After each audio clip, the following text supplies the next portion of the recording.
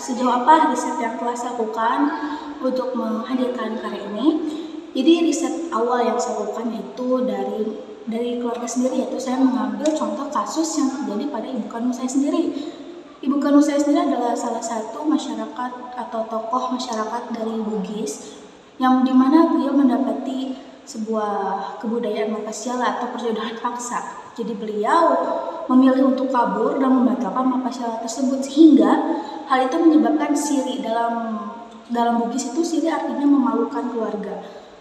Lalu setelah saya melakukan riset dengan adanya keluarga, saya mendapati ide bahwasannya sesuatu yang bersifat memaksa seperti contohnya perjodohan itu sudah tidak harus dilakukan pada era saat zaman ini. Pada faktanya, Mapasiala ini masih dilakukan di beberapa daerah terpencil. Maka dari itu, untuk mengurangi kesenjangan budaya, saya mencoba untuk membawa kita semua ke dalam karya saya yang di mana saya menginginkan mereka semua mendapati makna dan pesan dari karya yang ada.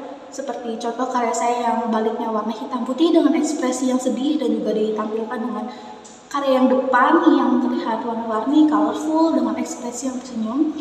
Saya ingin membuka ruang dialog bagi mereka yang menikmati karya saya dan mengambil makna bahwasannya karya ini tuh bukan bersifat karya yang baik-baik saja. Jadi di mana kita harus memiliki nilai untuk memberontak atau mengubah sesuatu yang menurut kita tidak benar untuk zaman ini, ataupun untuk perubahan zaman yang makin baik.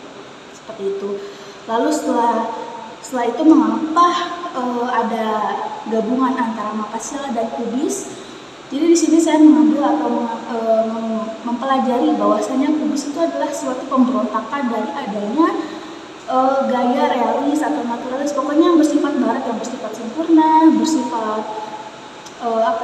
realis dan yang lainnya. Dan di sini di Kubis itu Pablo Picasso dan George Braque mereka berdua mencoba untuk memecah hal tersebut dengan mengambil inspirasi dari topeng Afrika, yang dimana bentuk itu tidak bisa dikatakan sempurna dengan memasukkan beberapa perspektif dalam satu gambar, yang dimana menurut mereka jika gambar tidak memiliki perspektif yang lebih dari satu ataupun dua, mereka tidak menyebut karya itu sebagai karya lengkap ataupun karya sempurna. Maka dari itu saya mencoba untuk memasukkan karya gaya Kubis ke dalam konsep Mapasiala karena keduanya mencoba untuk memberontak.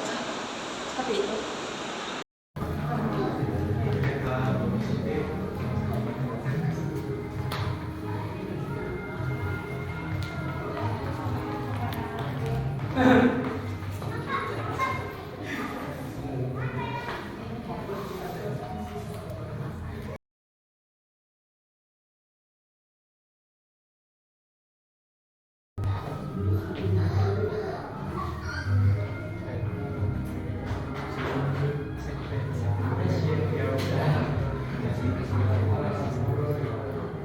Lalu mengapa tema Mapasiala ini menarik? Karena pertama, Mapasiala ini belum pernah ada yang membahas apalagi dalam buku karya.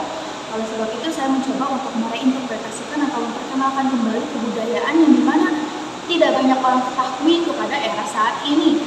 Terutama bagi audiens saya itu ditargetkan kepada para pemuda-pemudi saat zaman ini untuk memperkenalkan bahwasannya yang bersifat negatif seperti perjodohan seperti yang memaksa seperti ini itu tidak baik, tidak perlu dilakukan. Sebab itu saya mencoba untuk menyuarakan suara yang dibungkam oleh kebudayaan. Oleh sebab itu, resiko dalam mengambil tema ini tuh bisa dikatakan cukup besar, karena saya membawa tema yang menurut budaya itu sendiri adalah sebuah aib, dan saya menjadikan budaya tersebut sebagai contoh hal yang harus diubah, harus diberontak demi kebaikan bangsa saat zaman ini. Entah ada pro ataupun kontra, di sini saya bermaksud untuk memberikan pelajaran bagi kita semua, membuka ruang dialog melalui karya bahwasanya yang bersifat negatif seperti pernikahan atau yang sifatnya memaksa itu sudah tidak harus kita lakukan pada saat zaman ini.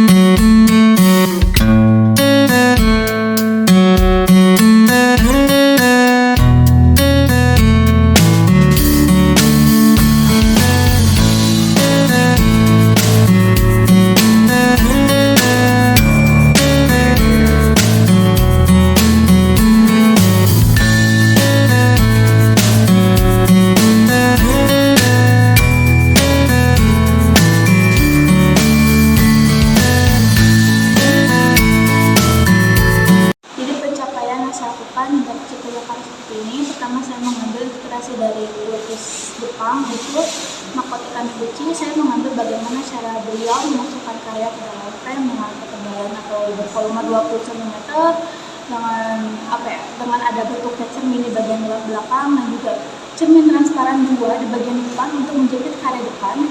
Lalu saya mengombinasikan dengan tema karya yang dimana pemberontakan untuk menyuarakan suara yang tersembunyi. Oleh sebab itu, mengapa saya menyembunyikan karya kedua di balik karya utama, sehingga itu mampu membuka pertanyaan-pertanyaan bagi para audiens dan juga membuka ruang dialog tentang mengapa dan juga makna dari karya yang saya ingin sampaikan. Lalu juga dari pembentukan karya kubis ini saya tidak lupa dari inspirasi, yaitu dari pelukis Bob Incourt-Farja, pelukis asal Malta, dan juga pelukis Hans Timmer. Itu bagaimana saya mengambil bagaimana cara beliau mengaplikasikan warna ke dalam karya. Oleh sebab itu terciptalah karya seperti ini yang dimana